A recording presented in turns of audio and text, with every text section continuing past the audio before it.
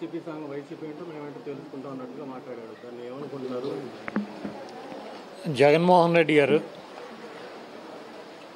2011లో Congress party నుంచి రాజీనామా చేసి వైఎస్ఆర్ కాంగ్రెస్ పార్టీ స్థాపించి ఆయన కడప పార్లమెంట్ నుంచి అదేవిధంగా పులివెందల అసెంబ్లీ నుంచి ఆయన తల్లిగారైనటువంటి విజయమ్మ గారు మొట్టమొదటిసారి అధికారంలో కాంగ్రెస్ పార్టీ, ప్రతిపక్షంలో తెలుగుదేశం పార్టీ ఉండగా ఆయన మొట్టమొదటి ఎన్నికల్లో ఎవరిని కలుపుకోకుండా సింగిల్గా ఎన్నికలకి వెళ్ళి అప్పుడున్నటువంటి కాంగ్రెస్ని తెలుగుదేశానికి డిపాజిట్లు కూడా లేకుండా 5,35,000 ఓట్ల మెజార్టీతో గెలిచినటువంటి వ్యక్తి జగన్మోహన్ రెడ్డి గారు. ఆ తర్వాత జరిగినటువంటి బై ఎన్నికల్లో కానివ్వండి, ఆ తర్వాత జరిగినటువంటి 2014 అసెంబ్లీ ఎన్నికల్లో 67 మంది శాసనసభ్యులతో బలమైనటువంటి ప్రతిపక్ష నాయకుడిగా ఈ రాష్ట్రంలో అవతరించినటువంటి వ్యక్తి జగన్మోహన్ రెడ్డి గారు. 2019లో సింగిల్గానే ఆయన పోటీ చేసి 151 సీట్లతో ఈ దేశంలోనే అత్యంత బలమైనటువంటి ప్రజాదరణ కలిగినటువంటి నాయకుడిగా నిరూపించుకుని ఈ రాష్ట్రానికి ముఖ్యమంత్రిగా అయినటువంటి వ్యక్తి జగన్మోహన్ రెడ్డి గారు. 2014లో జగన్మోహన్ రెడ్డి గారు స్థాపించిన తర్వాత 3 సంవత్సరాలకి జనసేన పార్టీ పవన్ కళ్యాణ్ స్థాపించాడు.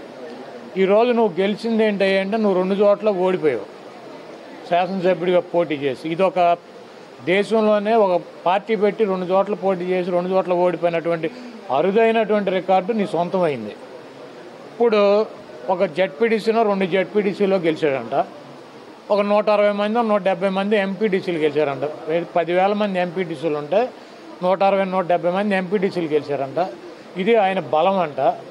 దీన్ని ఏదేదో ఊహించేసుకుని జగన్మోహన్ రెడ్డిని మాజీ ముఖ్యమంత్రిని చేస్తాను, జగన్మోహన్ రెడ్డి గారికి 15 సీట్లు వచ్చేటట్టు చేస్తాను, నేను ఇప్పుడు దాకా రాజకీయాలు చేయలేదు, చంద్రబాబు నాయుడు బూటులు నాకాను, మోడీ గారి బూటులు నాకాను, కమ్యూనిస్టులు సంఖ నాకాను, మాయావతి పార్టీ దగ్గరికి వెళ్ళి వాళ్ళని అలయన్స్ ఇమ్మని ఎస్సీ ఓట్లను చీల్చి జగన్మోహన్ రెడ్డి గారిని దించడానికి అప్పుడే ప్రయత్నించి వాళ్ళ కాళ్ళు పట్టుకున్నాను, ఇప్పుడు దాకా రాజకీయాలు చేయకుండా మరి చెత్త కబుర్లు చెప్పుకుంటా బజార్లన్నీ తిరుగుతా సొల్లు కబుర్లు చెప్తా తిరిగాను, ఈ రోజు నుంచి రాజకీయాలు చేయాలనుకుంటున్నానని చెప్పేటువంటి దయనీయమైనటువంటి పరిస్థితిలో పవన్ కళ్యాణ్ ఉన్నాడు.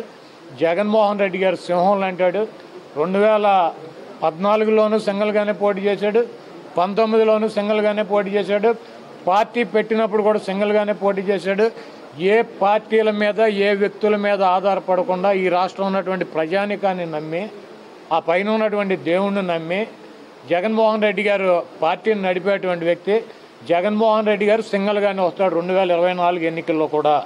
నువ్వు నీ పార్ట్నర్ చంద్రబాబు నాయుడు, నువ్వు ఇప్పుడు అంటగాగేటువంటి భారతీయ జనతా పార్టీ అవసరమైతే కాంగ్రెస్ పార్టీని కూడా కలుపుకో, వెళ్ళి నువ్వు కాళ్ళు పట్టుకున్నా ఏళ్ళు పట్టుకున్నా బతిమాలుకో, లేకపోతే అంతకుముందు నువ్వు వదిలేసినటువంటి సిపిఐ సిపిఎం ఇంకా ఈ దేశంలో ఉన్నటువంటి ఈ రాష్ట్రంలో ఉన్నటువంటి పార్టీలన్నింటినీ కలుపుకో.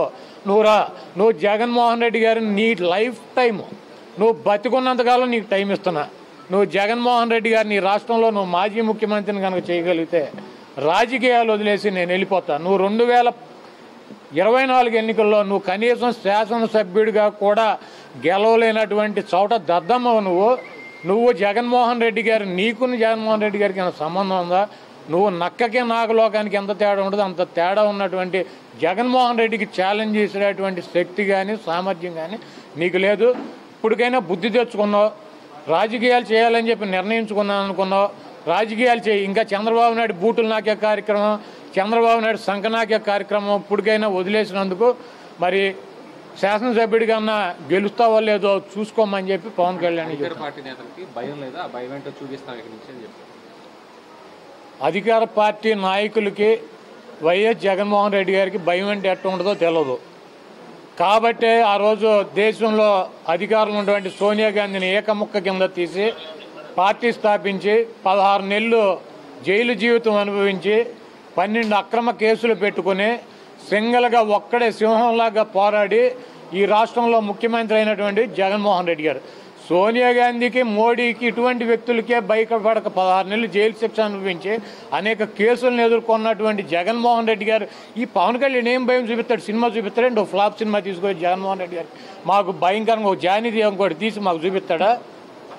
లేకపోతే ఈయన గంటన్నర సుత్తి కొడితే స్పీచ్ అయితే మేము ఎడ్డా కూర్చోవడం కదా, మా ముఖ్యమంత్రి గారు ఎడ్డా కూర్చోవడం కదా, మాకు పని బాట ఉంది కదా, మరి మాకు ఎట్టా భయం కల్పిస్తాడు? ఈయన సొల్లు కబుర్లు మేము వినాం, లేకపోతే ఈయన ఫ్లాప్ సినిమా, మటర్ ఫ్లాప్, జానీలు, బోనీలు ఇటువంటి పనికిమాలిన సినిమాలు మేము చూడం, మాకు ఎట్టా భయం కల్పిస్తాడు పవన్ కళ్యాణ్? ఆయన భయపడతాడు, ఆయన అభిమానులు భయపడతారు ఆయన సినిమాలు చూసి, ఈయన సొల్లు మాటలు చూసి. ఈయన ఏదో ఉద్ధరిస్తాడని చెప్పి ఆ టీవీ దగ్గరే కూర్చుని ఆ చంద్రబాబు నాయుడు అప్పచెప్పుతాడు కదా స్క్రిప్ట్, ఆ స్క్రిప్ట్ వీడు చదవలేదని చెప్పి దరిద్రంగా చదివాడని చెప్పి ఈ స్క్రిప్ట్ కాడ చదవటం లాంటి సన్నాసిని నమ్ముకున్నాను చంద్రబాబు నాయుడు భయపడతాడు. మేమైతే భయపడే ప్రసక్తి లేదు, ఎందుకంటే ఆయన సినిమాలు చూడడం, ఆయన స్పీచ్ చూడడం కాబట్టి మాకు భయపడే అవకాశం మాకు ఉండదు.